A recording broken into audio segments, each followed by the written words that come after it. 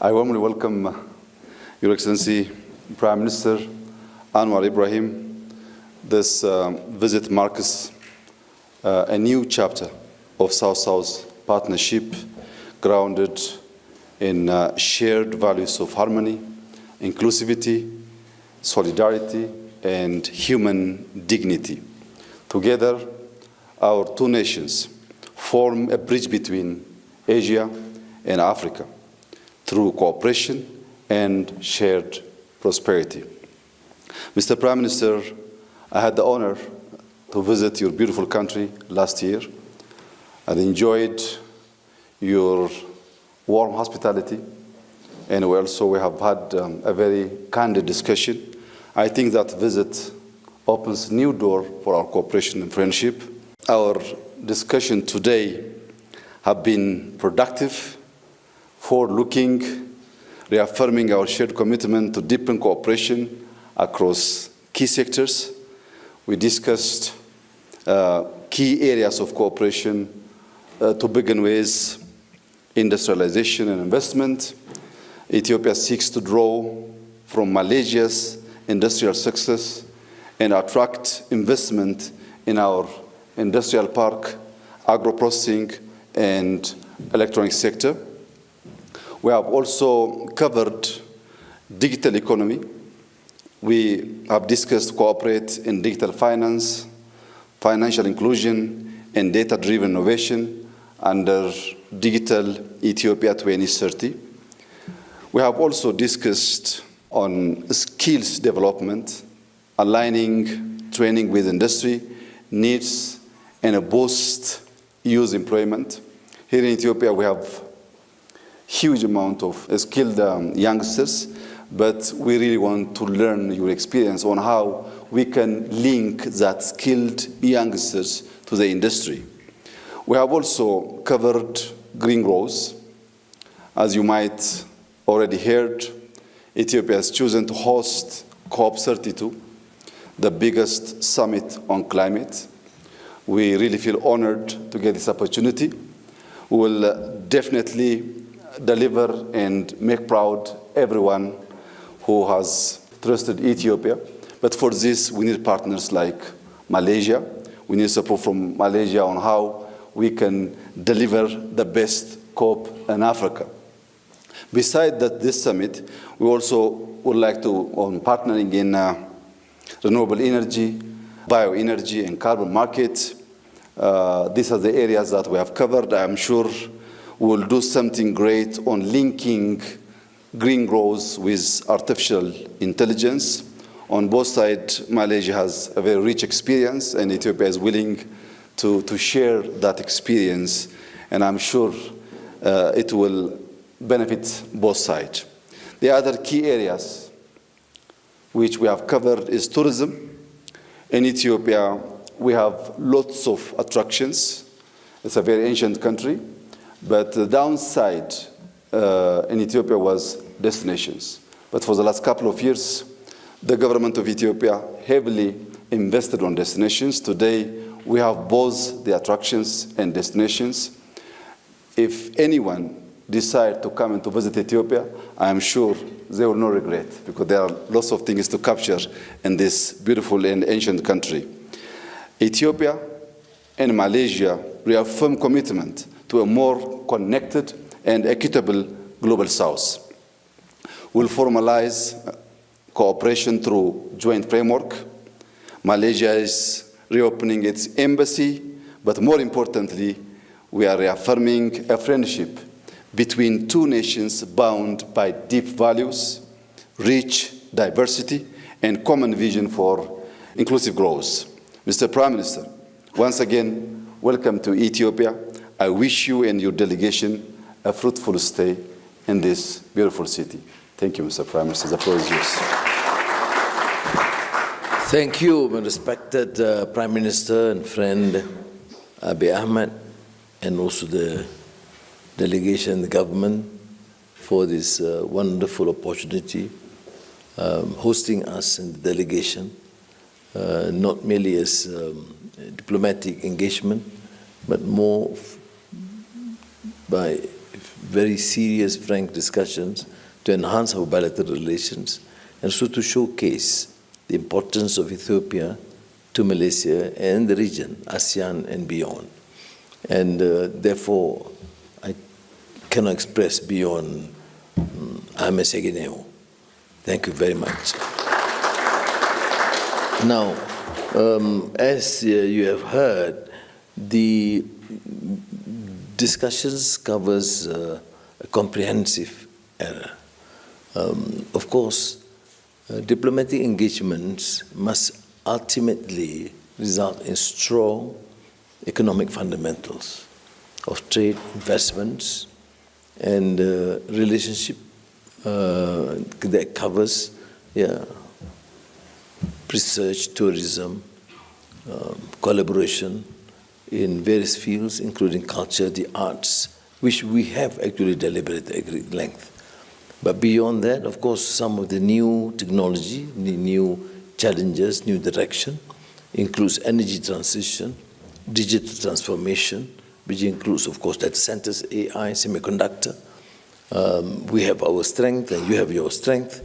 And I think this collaboration is important. Both of us share the need to focus on enhancing this bilateral relations, trade, and using our countries to penetrate the neighboring countries in the region. And I think Malaysia have learned as a trading nation with huge investments and trade with the West and the East, United States, Europe, China, India, etc., that the way forward would be to spread out and penetrate new markets in Africa, Latin America, and beyond. That's why, again, I must thank you for your strong support for our membership into BRICS. You are one of the strong voices in that regard. And I think we also use mechanisms like G20, whilst going on with our traditional relationship with America, Europe, China, etc.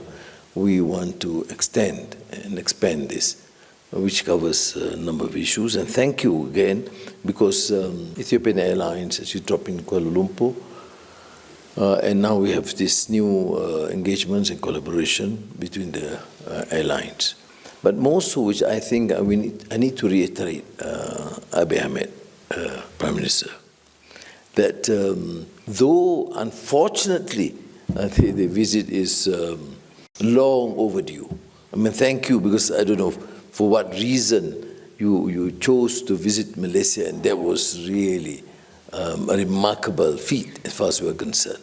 And though the engagements has been less, although Emperor Haile Selassie did visit Malaysia, but it was cordial, good relations, but nothing substantive in terms of serious engagements, strategic relations, until your visit. So you are a man of vision, and you're a tough guy. I know that from looking at the looking at the phenomenal progress that you have seen in the last 5, 6 years. Of course, both of us are, great champions of reform. I call it reformacy, but amazingly, we did it, of course, in a matter of decades. I'm pushing it in the last 3 years, but we had a very strong, important base. You pushed in the pace of 5, 6 years that probably would see as, certainly is a record in Africa, and in terms of governance, in terms of anti-corruption drive, in terms of reform. This again is a phenomenal and remarkable feat. But what is normally not well known is that, despite the fact that not many visits at the high level, I mean the first Prime Minister visiting here, but Ethiopia is known to Malaysians. Some know it as Habasha, some as Abyssinia, but it's Ethiopia. And he went through, at least from our historical viewpoint, is as far back as 1,400 years during the time of Prophet Muhammad sallallahu alaihi wasallam. when his uncle Ja'far Sadiq was sent to seek asylum from a Christian emperor. You see, and this to me is important, and I did refer to this subject this morning, but I think it's important to remind, even for us Malaysians, as a multiracial, multireligious country, sometimes people tend to forget this Christian Orthodox Church under Emperor Najashi listened to the appeal by the Muslim emigrants after they were tortured and oppressed in Mecca. And there were counter-arguments to appeal to the emperor not to consider. But the emperor was certainly, a devout Christian, a very compassionate man, a king or emperor, listened attentively and assured the Muslim immigrants that they will be protected, that this country will assure and guarantee the safety of the initial Muslim immigrants into the then Habasha or Ethiopia. And it is a great story to tell, Prime Minister Abiy Ahmed. It is important in the days here in the world where there's so much enmity, discord against either Muslims or Christians or Hindus or Buddhists everywhere. So these are stories, and these are real stories, that the role played by a Christian, Orthodox Church here to protect not only initial Muslims, but under the leadership of the uncle of the Prophet Muhammad sallallahu alaihi wasallam.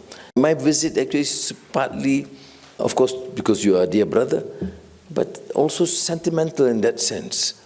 And I think can convey a strong message. And what is astounding is this country is now forging ahead with all the strength and vigor under your leadership to showcase to Africa and the world that countries can succeed and can progress and become, again, an important country in Africa and to the world. And Malaysia is fortunate, therefore, to be embraced by you and this country as a reliable friend. And let me assure you, to conclude this, that we will do whatever is necessary, my dear Prime Minister Abiy Ahmed, to ensure that these relations between Malaysia and Ethiopia will be, showcase in terms of what true friendship and two countries with trust and affection to build in the interest of our people. So thank you again.